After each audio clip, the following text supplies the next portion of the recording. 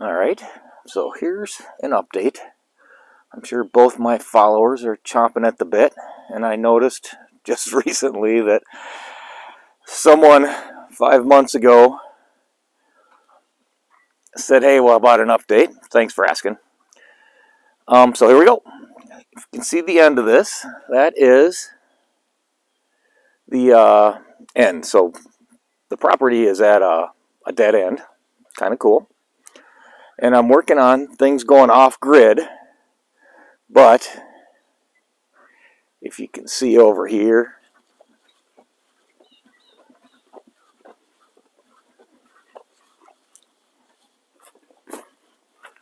that is electricity and phone. So I'm not,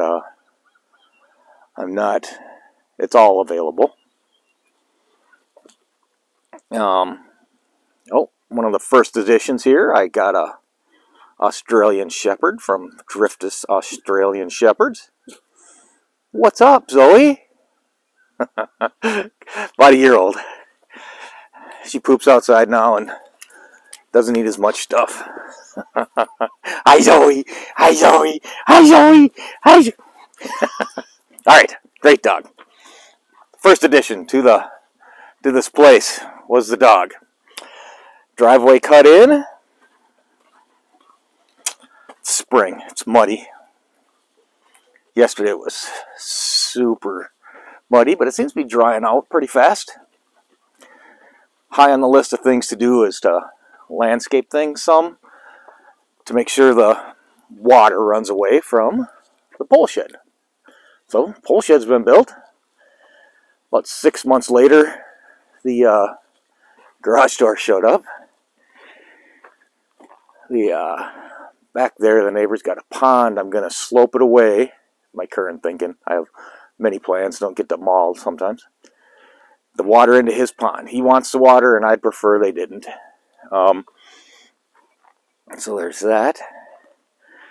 So here is, back in this corner, sun's going to get me. I had piled all the trees that I had made, that I had taken out from clearing the land. Piled them up with the grapple bucket and the skid steer. In the winter, you can have a big fire. In the summer, they limit you to 6 by 6 by 6, 6 p.m. to midnight.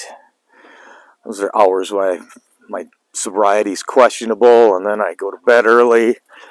So it's hard to move much, and you couldn't throw giant logs on because they'd burn for much longer. So I started doing brush and just putting the logs over there. But winter came, I realized you could have as big a fire as you wanted. Started a big fire and just took a bit to get it going, and I just was stoking it with the skid steer. It was awesome. So I got rid of the vast majority of trees. So on the list of things to do is take the grapple bucket, tilt it down, the tines will act like a rake, get the sticks out of the way, and start landscaping things a little higher. I have black dirt over there, some sand. I might end up digging another sand pit if I need it for different things. And landscaping and planting so I don't have mud everywhere. Those two oak trees are not coming back. Oak wilt, they were poor at the end of last season. So those got to come down as well. So landscaping. Couple super exciting things going on. Check that out. Just brought that up this weekend. With the mud, I brought more stuff than doing stuff. That is a above ground septic tank. It's either that or I pay for the full blown system. And currently, I'm going off grid. I'm gonna have solar or whatnot. Preparing for possible zombie apocalypse. So awesome. Got to get that set up and get my camper in the right spot. Set up the layout in here. of the pole shed. I've just started getting things going. See what happens with sun and whatnot. Stuff. A couple Nissan Spec Vs. My son's is a red one. When he bought it, it came with a parts car. I turned the parts car into a winter beater.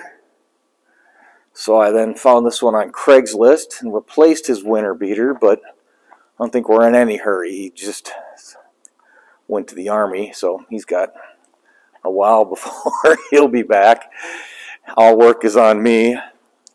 No BMW that has a lack of rust and about 100,000 miles. Boat, UTV, camper, solar panels. So the solar system is my current plans. I reserve the right to change plans.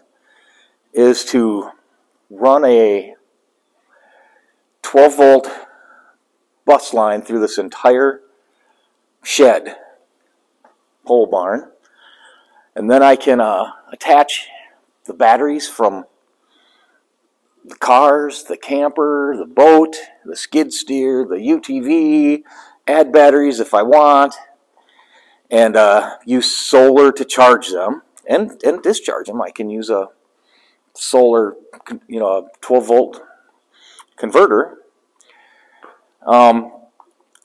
especially in the winter when you want to keep things topped off and you're not around as much. So that's my current plans with the solar system. Then move on to something else. Generator. Powerhouse from Northern Tool. I had gotten this before even the property, some Christmas deal things, whatnot, before the camper and I still have the 2 Hondas. And then I added this remote from Generator Upgrade Supply. This is awesome. A lot of times I'll be in watching TV and I'll be cold out and I'll just leave it run all night because I'm too lazy to get up and go turn it off. It was even worse when I had to go pull start things and I just leave it run all night. But now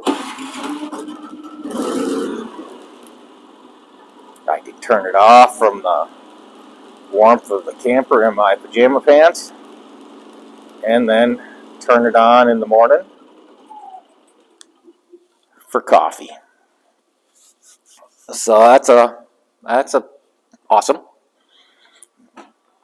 The next thing here.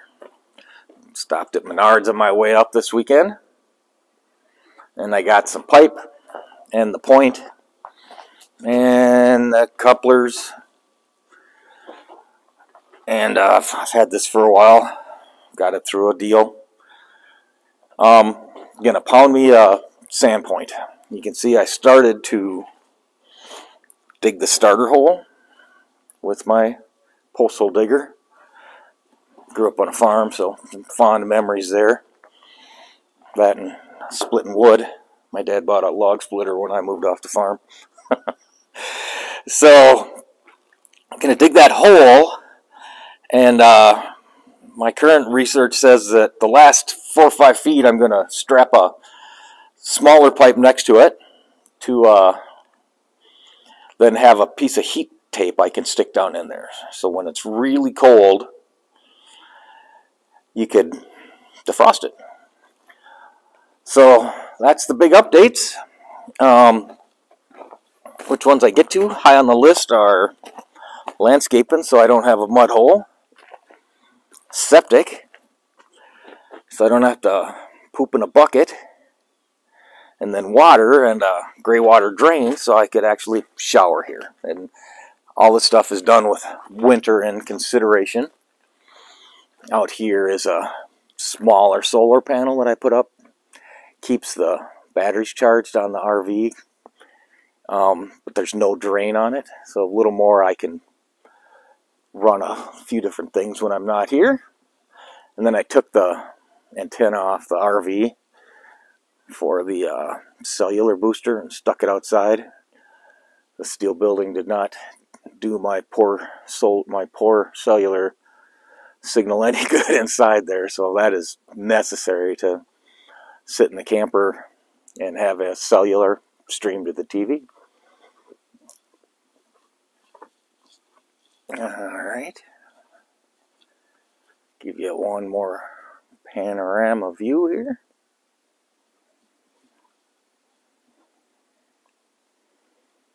Nice bright sun. Neighbor. And the pole shed. Alright. Thanks.